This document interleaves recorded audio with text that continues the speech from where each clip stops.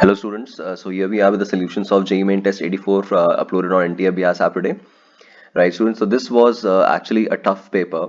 Right, you can see number of tough questions काफी हैं, easy questions का count कम है. So overall I have rated that paper as tough and a score around 45 to 50 will be an actually a good score here. कुछ questions काफी calculative हैं. Right दो questions I have identified जिसमें answers गलत दिए हैं, तो ऑप्शन ये क्वेश्चन नंबर 2 एंड 18 जो है इसमें आंसर्स मिस्टेक हैं. तो overall it was a lengthy paper, a tough calculation. Right, starting with the discussion. It says a ball of mass m moving with velocity v strikes the bob of pendulum at rest. The mass of the bob is also m. If the collision is perfectly inelastic, the height to which the bob will rise. Alright, तो इसमें momentum conservation apply करें तो that will be mv and that will be equated with 2m times v dash as it is a perfectly inelastic collision. So that will be v by 2, the final velocity after collision. And then after that maximum height जो ये achieve करेगा, it can be directly evaluated by u square upon 2g. Basically we are applying energy conservation. तो ये initial speed v by 2 का square upon 2g अपन देखें, that comes out as v square upon 8g which is given in option A. So this was a very easy question जो आपने पहले भी solve किया होगा. Next. Now this is a good question here. A horizontal disk is rotating with angular speed omega about a vertical axis passing through its center. A ball is placed at the center of the groove and pushed slightly. The velocity of the ball when it comes out of the groove.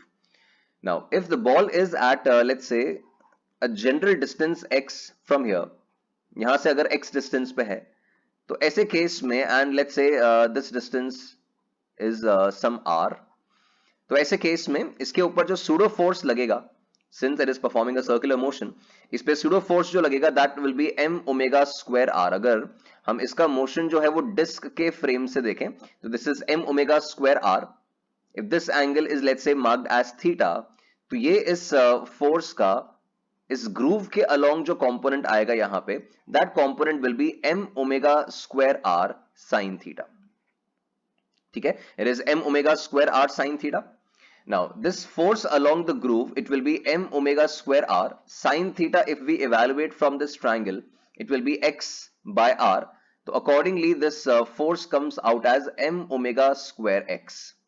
Right, now since this force is a function of x, it's a variable force, so if we evaluate its work done by using f dx integration, that's m omega square x dx integration, and this integration will be from this point to the end. So if this distance is root 3 r by 2, this distance is the radius. Pythagoras से अपन निकालें तो ये जो distance आएगा horizontal from this end to this end, this will be r by 2. तो integration जो होगा work में, it will be from 0 to r by 2. When this is integrated, your work done comes out as, after limit substitution, it is m omega square r square upon 8. Right, that's the work done. Now work energy theorem के हिसाब से this work done can be the change in kinetic energy. So this half mv square, this half mv square, it is m omega square r square by 8, which gives you v का value as omega r by 2. Right, v का value यहाँ से omega r by 2 आ गया. Now this is the speed of the ball with respect to the disc, और हमें जो speed निकालना है that is with respect to ground. Now velocity of ball with respect to ground, it can be written as velocity of ball with respect to disk plus velocity of disk with respect to ground, the basics of relative motion. Now अब इस scenario में अगर हम उस particular point पे velocity vectors देखें तो this is the point here. Now this is the vector which is velocity of ball with respect to disk, right? And this point, it has a tangential velocity. ये tangential velocity आएगा. So this is the velocity of the point on the disk. This is velocity of disk with respect to ground, and the angle between them. अब ये root 3 r by 2 and r के हिसाब से देखें तो this angle, right, this angle between these lines, this angle comes out as 60 degree. Right, if this angle is 60 degree, in that case इन दोनों के बीच में जो angle आएगा that will be 150 degree. ठीक है, ये 150 है तो 150 के हिसाब से if we substitute the values as, ये VBD जो है बॉल का वेलोसिटी डिस्क के रिस्पेक्ट में कितना आया है, ओमेगा r by 2 आया है.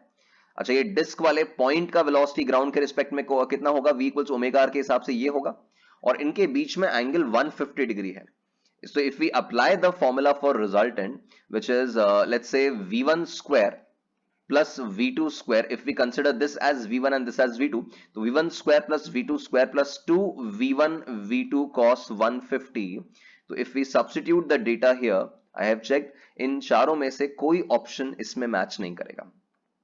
तो as solution जो NTA पे given है उसमें they have taken the angle as 120 which is wrong. तो angle it should be 150 degree.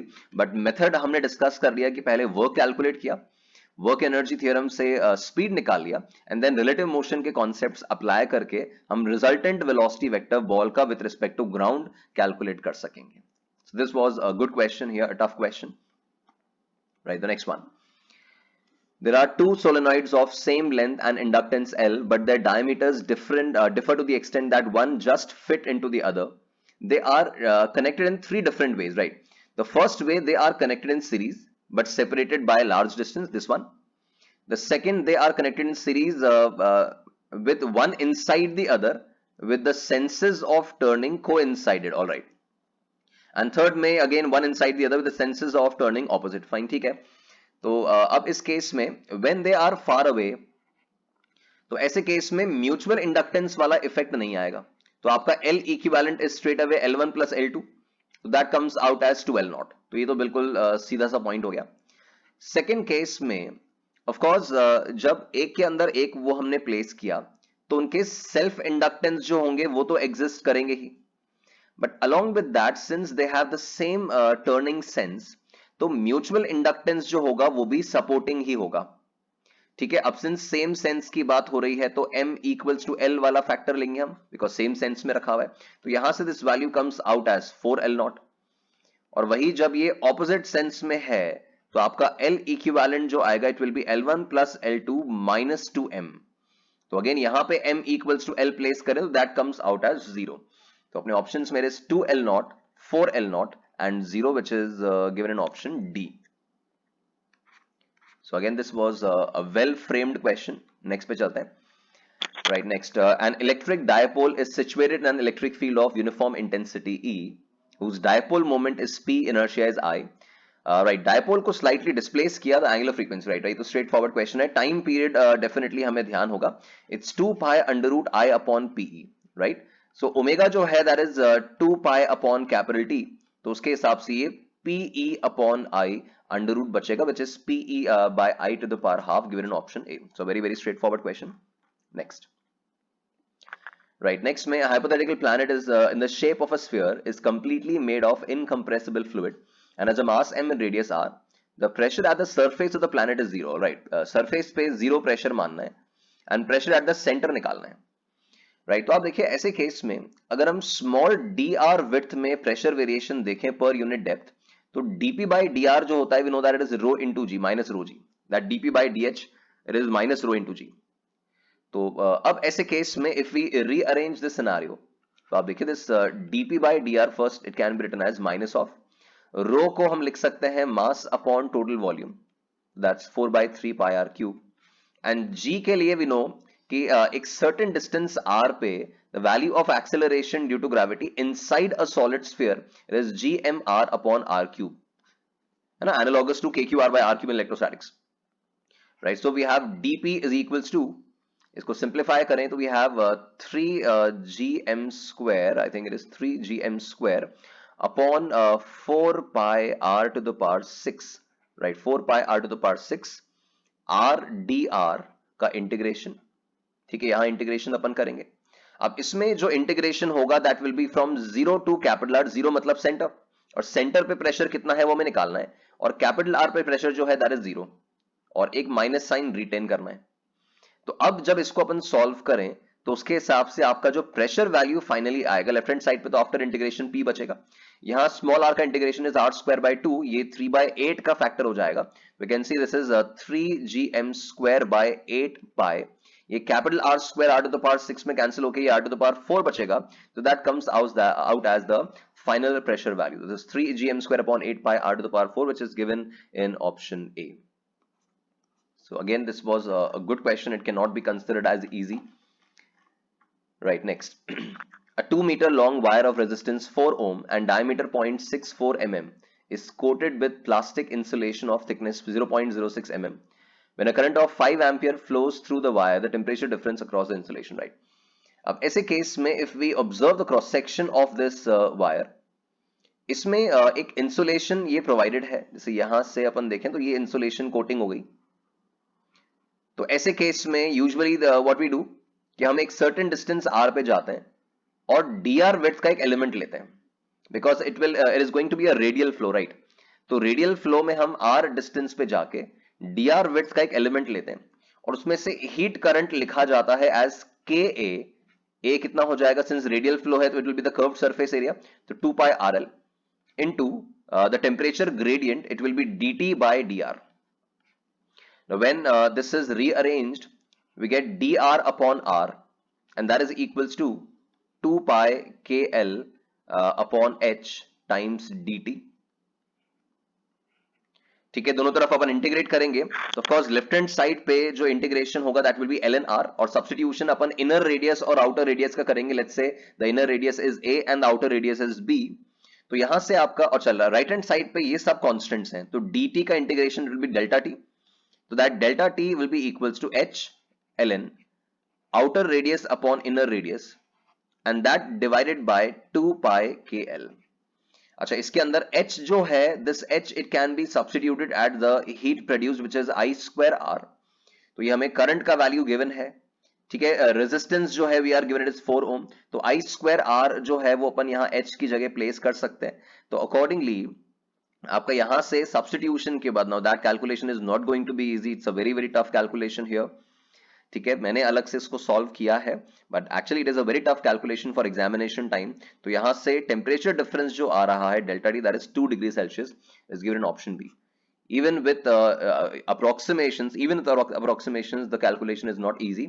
तो बस हमने यहाँ पे रेडियल फ्लो का ये थर्मल रेजिस्टेंस निकाला है, वहां से डेल्टा टी इवेल्युएट किया है, एच आई स्क्वायर आर से आ जाएगा, आउटर रेडियस इनर रेडियस यहाँ सब्स्टिट्यूट किए हैं और वहां से आपका टेम्परेचर डिफरेंस 2 डिग्री सेल्सियस आ रहा है।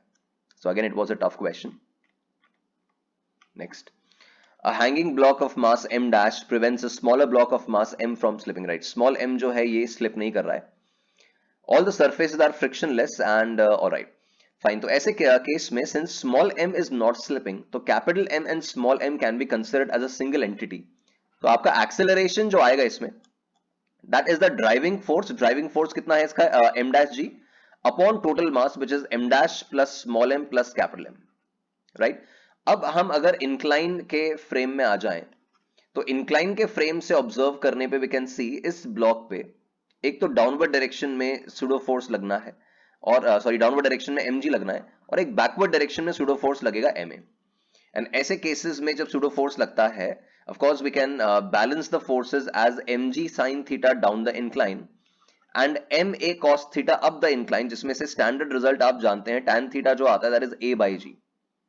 तो यहां a का वैल्यू अपन सब्स्टिट्यूट कर दें as g tan theta, right? Acceleration a की जगह में g tan थीटा रख रहा हूं, तो ये वैल्यू बनेगा आपका g tan theta and that is equals to this m dash g upon m dash plus m plus capital M, g cancels out, तो यहां से m dash it comes out as m plus m, ये tan theta उधर जाएगा तो ये m dash cot theta बन के सब्ट्रैक्ट हुआ है, so that comes out as cot theta minus 1। तो m plus m upon cot theta minus 1 which is given in option A।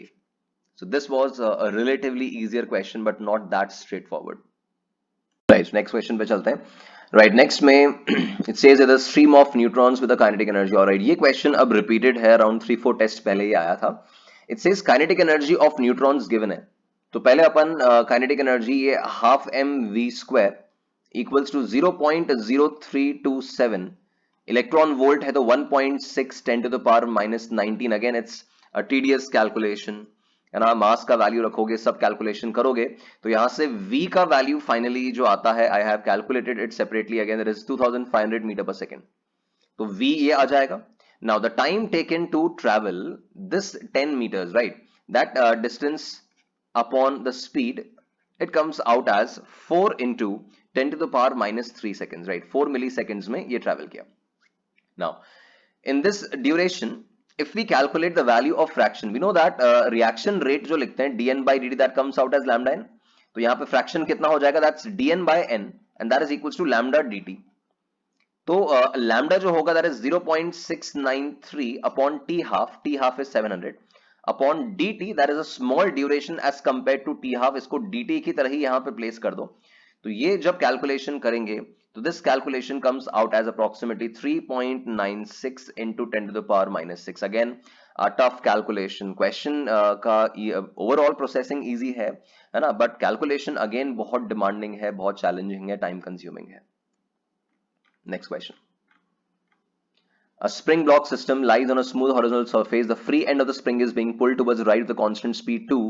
At time 0, the spring of constant k is unstretched and the block has speed 1 meter per second towards left. The maximum extension. Right. अगर मैं मान लीजिए इस point के respect में इस system को देखूं, ठीक है, मान लीजिए if this is the reference frame, इस पॉइंट को अगर मैं रेफरेंस फ्रेम बना लूं तो ये पॉइंट जो है वो 2 मीटर पर सेकंड से आगे जा रहा है।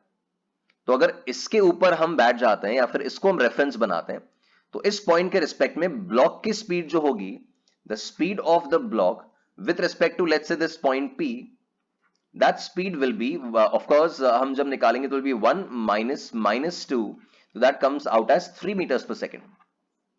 तो पॉइंट P के रिस्पेक्ट में अगर देखेंगे तो this will basically reduce to a system of this form because point P अब रेस्ट पे लिया जाएगा।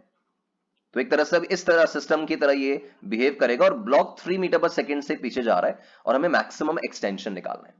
तो clearly it becomes the case of energy conservation that जितना भी काइनेटिक एनर्जी इसका है अभी वो ड्रेन आउट हो जाएगा और पोटेंशियल एनर्जी में कन्वर्ट हो जाएगा एज हाफ के एक्स स्क्वायर। सो अकॉर्डिंगली आपका x का वैल्यू यहां से जो आना है that is mv square by k under root. So accordingly mass का वैल्यू अपन देखें दिस 4, ठीक है, v square it is 3 metre per second, square किया तो is 9, k is 100 newton per centimetre, right. तो this is 100 upon this 10 to the power minus 2,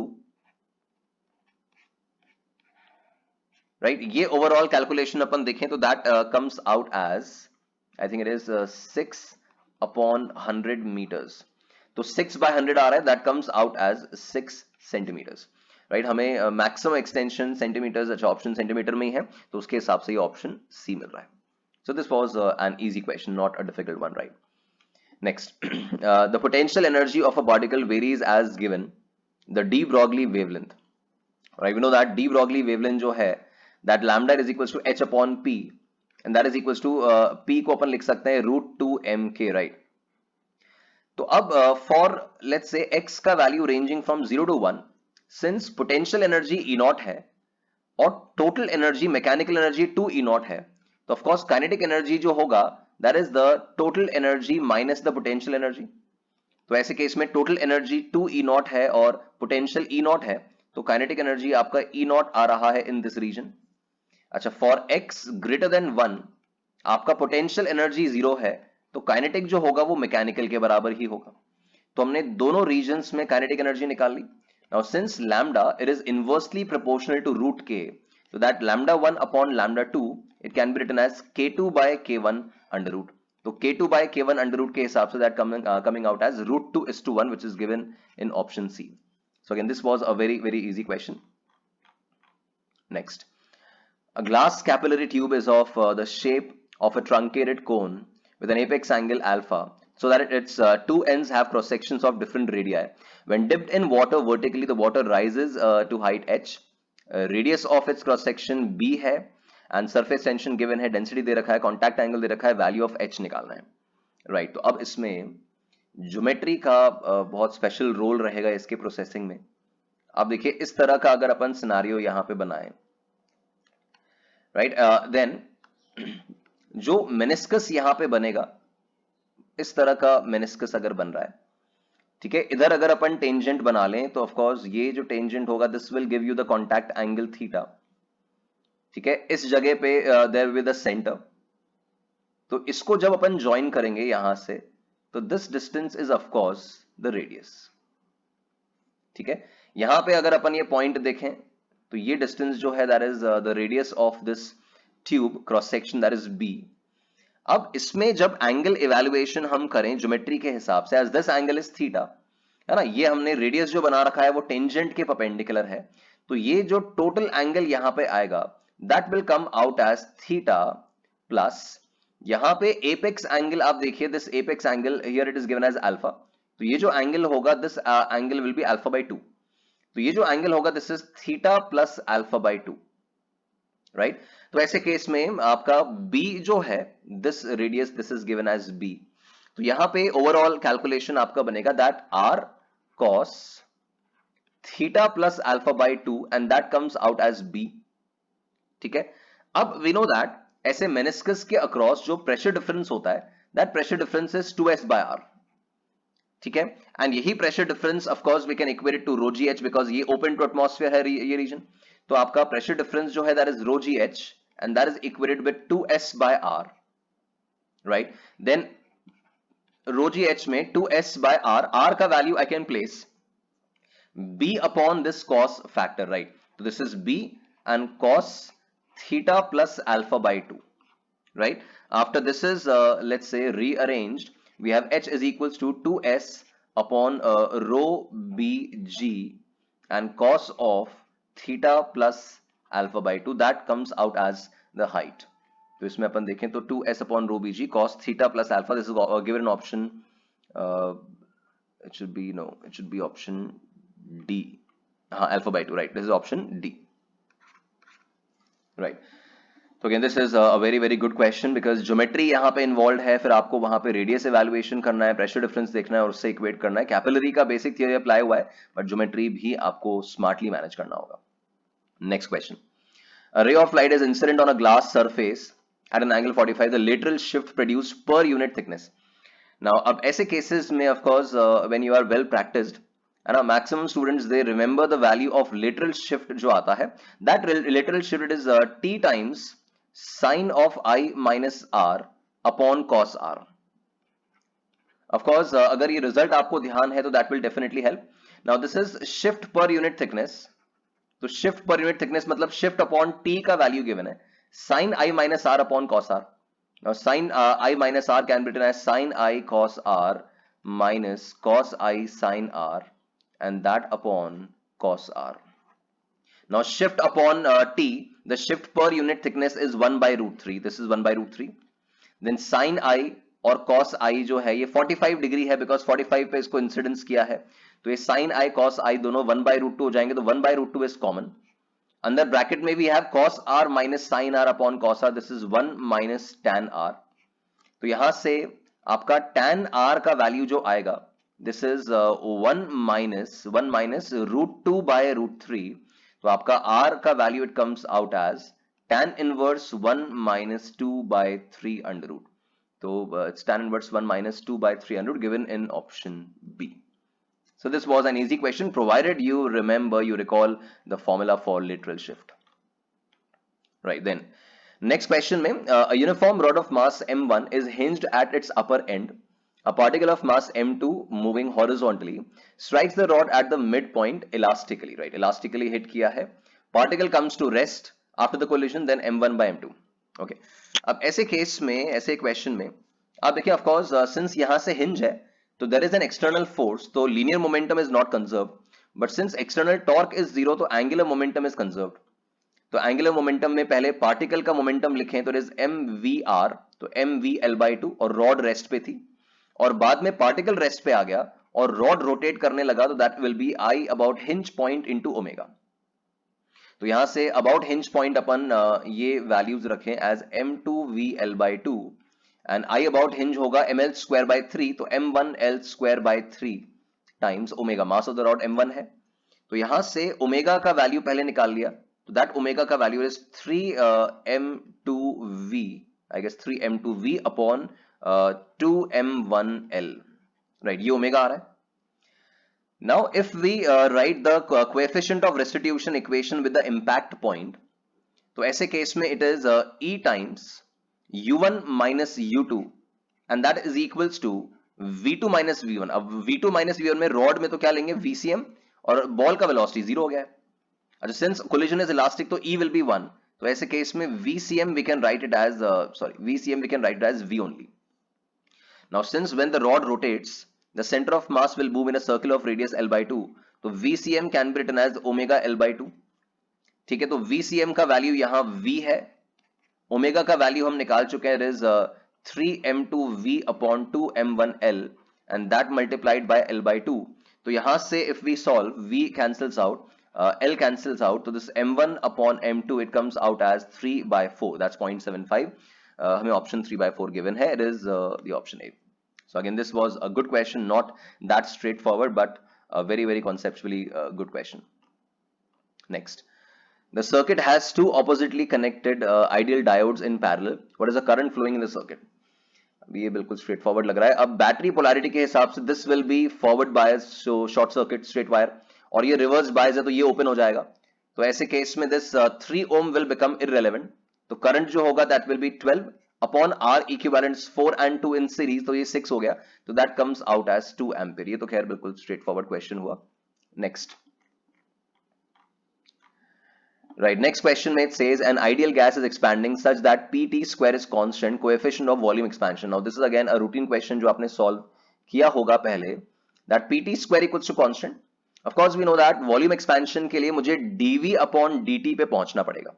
तो पहले मैं इस p को रिप्लेस कर दूं और लिखूं as nRT upon v and that into t square equals constant. तो this becomes t cube upon v equals constant. t cube upon v is constant. अब accordingly if we differentiate this complete equation, let's say with respect to v, तो this comes out as product rule apply करेंगे तो 3t square by v into dt by dv minus t cube upon v square. ये product rule से मैंने v के respect में differentiate किया है, तो यहां से आपका dt upon dv का वैल्यू जो आएगा, that dt by dv का value comes out as t upon 3v. ठीक है. Now we know that volume expansion का जो equation होता है, that is delta v by v equals gamma delta t. We can write dv and that is equals to v gamma dt. So this is v gamma dt. तो यहां से if we substitute, हमें gamma का value निकालना है, तो आप देखो gamma का वैल्यू क्या है, it is dv by dt times v. तो dv by dt यहां से अपन पिक कर ले, it is 3v by t, right. हमने dt by dv निकाला है, यहां मुझे dv by dt सब्स्टिट्यूट करना है, तो it is 3v by t. तो 3v upon t upon v, तो ये v कैंसिल होके 3 by t बच रहा है, which is given in option C. So it's a routine question, है ना. कैलकुलेशन स्मार्टली करना था, बट ऐसा question definitely JEE main and advance की प्रिपरेशन करने में आप डेफिनेटली एनकाउंटर करते हैं, तो it's an easy profile. Next, if velocity, force and time are taken to be the fundamental quantities in the dimensional formula for mass. ये तो actually बहुत बार अलग अलग जगह आपने देखा होगा. इसका रिजल्ट जो है वो ft by v आता है. तो direct dimensional analysis, mass is directly proportional to velocity to the power a, force to the power b and time to the power c. और सब v, f और t के आप डायमेंशंस वगैरह place कर दें, है ना, तो अकॉर्डिंगली आपका जो m आएगा that will come out to be proportional to ft by v. तो इसमें of course we are not investing time, ये डायरेक्ट है. आप डायमेंशनल एनालिसिस से लेफ्ट हैंड और आरएचएस के दोनों के डायमेंशंस मैच करोगे, ए बी सी की वैल्यूज निकालोगे और result f t by v आ जाएगा, तो that is given in option A. So this was an easy question, right. Next, अब नेक्स्ट क्वेश्चन में it says in a biprism experiment with sodium light, bands of width that much are observed at 100 centimetre from the slit. On introducing a convex lens 30 cm away from the slit between the bioprism, the two images of the slit are seen 0.7 cm apart. Or all right, calculate the wavelength. Right, अब इसको YDSC जैसा बनाने के लिए of course we can see कि total gap 100 है और lens को बीच में हमने 30 पे रखा है. That means it is at 70 cm from the screen. तो इमेज जो बनी है ना, इन दो स्लिट्स की जो इमेज बनी है वो इमेज 70 सेंटीमीटर डिस्टेंस पे बनी है. तो if we find the magnification considering the two slits, the gap between two slits as an object, तो आपका मैग्निफिकेशन जो होगा उसको v by u, and that is height of image upon height of object के हिसाब से चले. तो v by u में ऑफकोर्स v 70 है, u 30 है, अभी साइन बिना साइन के प्लेस कर रहा हूं.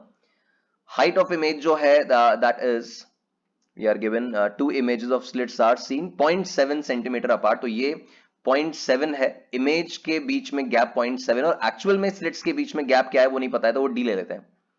तो यहां से आपका d का वैल्यू जो आएगा दैट इज 0.3 सेंटीमीटर, राइट। ये आपकी स्लिट विड्थ आ गई, स्लिट सेपरेशन आ गया। S1 S2 के बीच में जो गैप होता है ना d, वो आपका 0.3 आ गया। अब जो बैंड्स बन रहे हैं उनका फ्रिंज विड्थ हमें क्वेश्चन में गिवन है। तो we know that fringe width का जो फॉर्मूला होता है that is lambda d by D. तो यहां से हमें लैम्डा का कैलकुलेशन करना है, तो that is w small d by capital D। तो फ्रिंज विड्थ तो है 0.0195 सेंटीमीटर्स 10 पर माइनस 2। देन स्मॉल d का वैल्यू वी हैव 0.3 सेंटीमीटर्स तो 10 पर minus 2, and capital D we are given 100 centimetre, so that's 1 metre. तो यहां से जब कैलकुलेशन के बाद लैम्डा आएगा that comes out as 5850 angstrom, right. तो ये कैलकुलेशन के बाद आपको ऑप्शन आ रहा है जो किसी भी ऑप्शन में अवेलेबल नहीं है। तो again this has incorrect option of course, that will be regarded as bonus for you. So again a good question, right, not that easy. Interpretation बहुत सॉलिड है इसमें।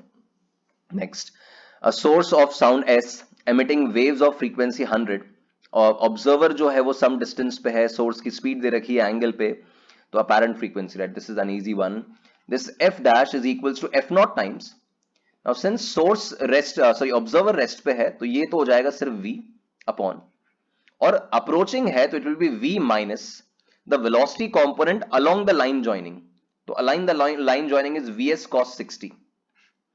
तो अकॉर्डिंगली एफ नॉट इज कितना given है, f naught जो है that's 100 hertz, v का value is 330 upon 330 minus vs is 19.4 cos 60, अपन ने ये हाफ प्लेस किया। तो अगेन दिस कैलकुलेशन ओवरऑल जब कैलकुलेशन करेंगे, this calculation gives you the frequency as approximately 103 hertz. अगेन ये कैलकुलेशन जो है ये भी थोड़ा नियर था बिकॉज एक ऑप्शन 106 भी है, तो अगेन डिमांडिंग कैलकुलेशन है थ्रू आउट, तो आपका फ्रीक्वेंसी यहाँ पे 103 हर्ट्ज आ रहा है। तो this was an easy question but again a smart calculation required. Next, a 0.5 kg block slides from A on a horizontal track with initial speed 3 towards a weightless horizontal spring of length 1 meter, and AB frictionless है, BD rough है, static coefficient kinetic coefficient given है, distances given है। Okay, अगर हम मान लें कि D पर हिट करने के बाद ये स्प्रिंग जो है ये x डिस्टेंस तक कंप्रेस होता है, where the block comes to rest ultimately, मतलब ब्लॉक जो है वो रफ सरफेस पे x डिस्टेंस तक और घसीट रहा है आफ्टर पॉइंट D, राइट। तो ऐसे केस में we can apply the W non conservative is equals to delta U plus delta K। अब नॉन कंजर्वेटिव का वर्क आप देखो, एक तो नॉन कंजर्वेटिव फ्रिक्शन ये B D के बीच में है और फिर ये X में भी है, A से B में there is no friction, right.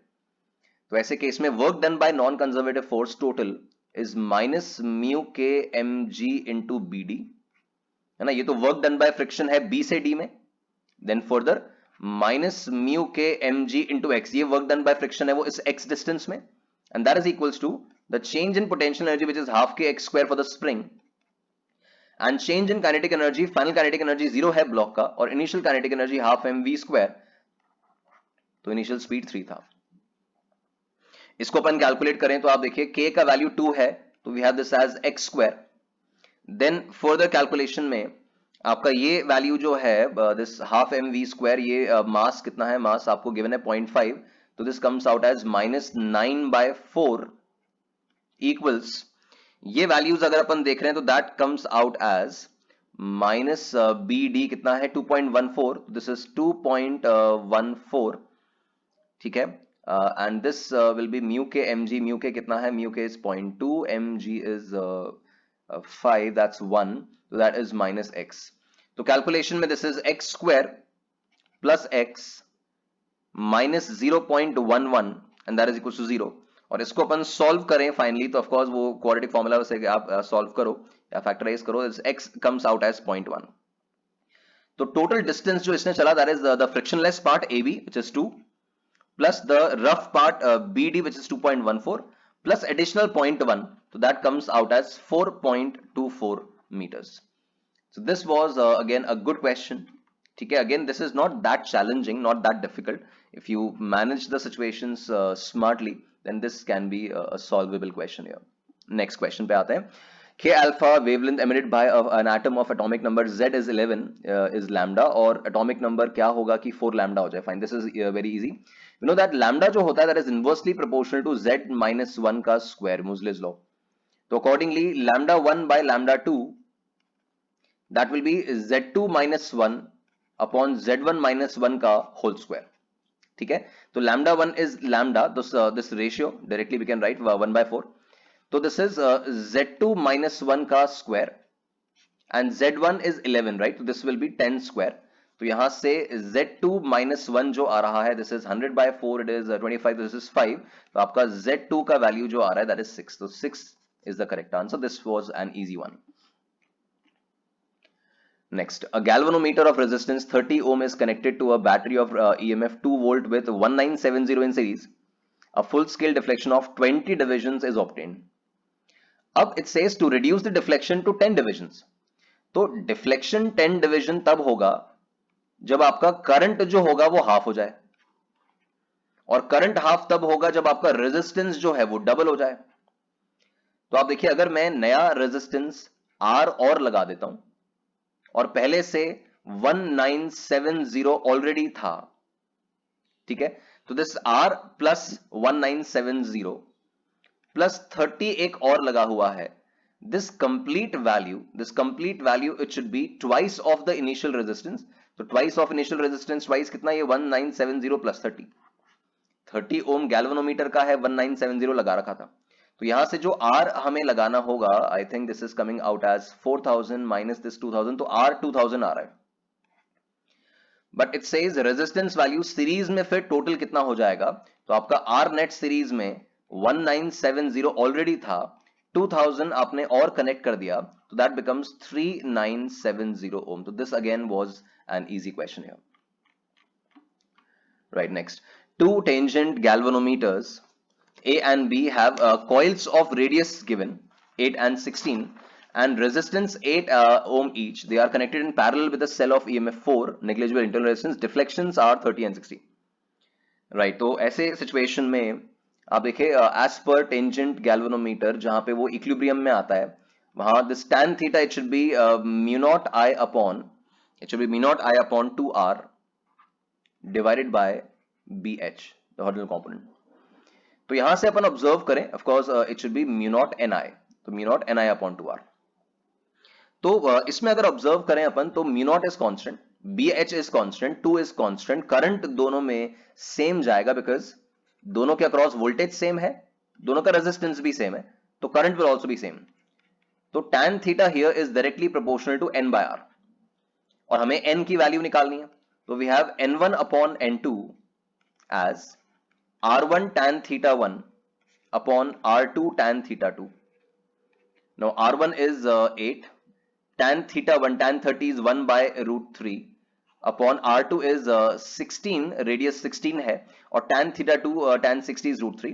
So this comes out as 1 by 2 and this is 3, so this is 1 by 6.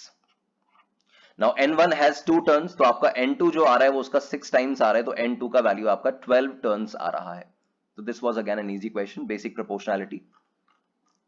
Next, during an adiabatic process, the pressure of the gas is found to be proportional to cube of absolute temperature. Multiple times ये पूछा गया है, बहुत easy question है. P is directly proportional to T cube. Now इस T को हम लिख दें PV by NR का whole cube. तो ये P cube V cube proportional to P आ रहा है, तो उसमें एक P cancel होगा, तो we have P square V cube equals to constant, which can further be written as PV to the power 3 by 2 equals to constant. When compared to PV to the power gamma, आपका gamma का value 3 by 2, which is 1.5. तो ये 1.5 आपका answer. Again a very very easy question. Right, last question पे आते हैं. Again I think it's a scene question, पहले आ चुका है NTA में. The resultant force on the loop PQRS due to the long wire is, right, know that ऐसे cases में जो force expression होता है, that force is mu naught I1 I2 upon 2 pi r times the length of the wire जिस पे force निकालनी है. F by L force per unit length होता है, तो total force के लिए फॉर्मूला है. तो ऐसे केस में ऑफ कोर्स अगर मुझे नेट फोर्स निकालना है, तो this net force will be the force on wire SP minus the force on wire RQ, because दोनों में ऑपोजिट डायरेक्शन में करंट है ये, SP और RQ में ऑपोजिट डायरेक्शन में करंट है, तो इस बड़े वाले वायर से जो फोर्स लगेगा इन पे, that will be in opposite direction, तो रिजल्टेंट के लिए सबट्रैक्ट करना होगा। तो जब इनकी वैल्यूज देखेंगे तो आप देखो mu naught I1 I2 L upon 2 pi, ये सब तो कॉमन आ जाएगा। And then will be having 1 by R, तो पहले वाले वायर के लिए जो डिस्टेंस है दैट इज 2, और सेकंड वाले वायर के लिए जो इस बड़े वायर से डिस्टेंस है दैट इज 12, तो 1 by 2 minus 1 by 12, and since ये सेंटीमीटर्स में है तो 10 पर माइनस 2 इनके साथ आएगा तो वो 100 ऊपर चला जाएगा। तो अब अपन नेट फोर्स निकालें, हमें नेट फोर्स रिक्वायर्ड था, तो mu naught upon 2 pi it will be 2 into 10 to the power minus 7। I1 I2 में I1 is 20, I2 is also 20, then length is 0.15, right? Then this is calculated, this comes out as 5 by 12, और ये 100 already है। तो उसके हिसाब से if we simplify this calculation, आपका F net जो लास्ट में बचेगा that will be 5 into 10 to the power minus 4 newton, and since we are expected to report in micro newton, तो आपका आंसर जो है that will be 500 micro newton. So students, as you observed, this was not an easy paper. It was actually a difficult paper जिसमें questions आपको बहुत peacefully observe करने होंगे ताकि एक learning आपका यहाँ से carry हो। Score अगर आपका 45 marks, 40 marks भी है तो it is a good score in this paper, right? So students, keep working hard, stay motivated, and remember you can and you will. Thank you.